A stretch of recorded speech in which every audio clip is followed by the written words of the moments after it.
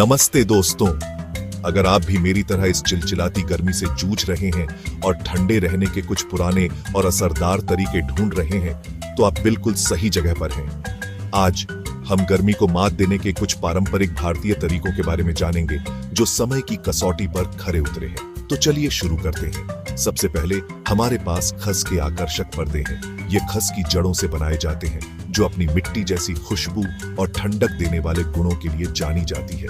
बस इन पर्दों को अपनी खिड़कियों और दरवाजों पर टांग दें और उन पर पानी छिड़क दें। जैसे ही हवा इनके बीच से गुजरेगी, ये ठंडक आपके घर तक पहुंचाएगी।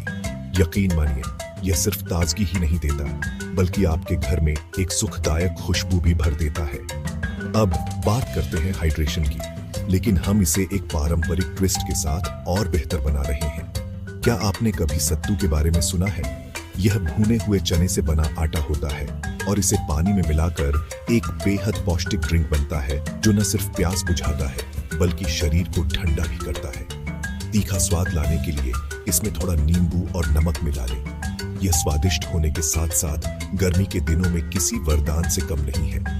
आगे बढ़ते हुए सिएस्टा यानी दोपहर की झपकी की कला के बारे में क्या ख्याल है? जी हाँ, दोपहर की झपकी पारंपरिक भारतीय जीवन शैली का एक हिस्सा है, स्पेशल कर गर्मी के महीनों के दौरान। यह सिर्फ आलस्य के बारे में नहीं है बल्कि सूरज की तेज किरणों से बचने का एक व्यावहारिक तरीका है। दोपहर के भोजन के बाद एक छोटी सी झपकी आपके शरीर और दिमाग को तरोताजा कर सकती है, जिससे आप पूरे दिन के लिए ठंडे और ऊर्जावान रहते हैं।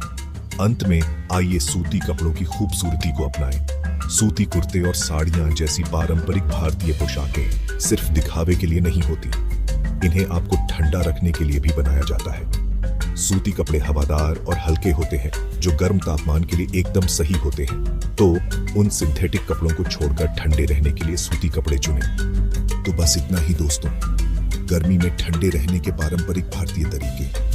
ये तरीके न सिर्फ असरदार हैं बल्कि पर्यावरण के अनुकूल और टिकाऊ भी हैं। तो अगली बार जब तापमान बढ़े तो आप जानते हैं कि क्या करना है। ठंडे रहो, हाइड्रेटेड रहो और अतीत के ज्ञान को अपनाओ। अगली बार तक ध्यान रखें और ठंडे रहें।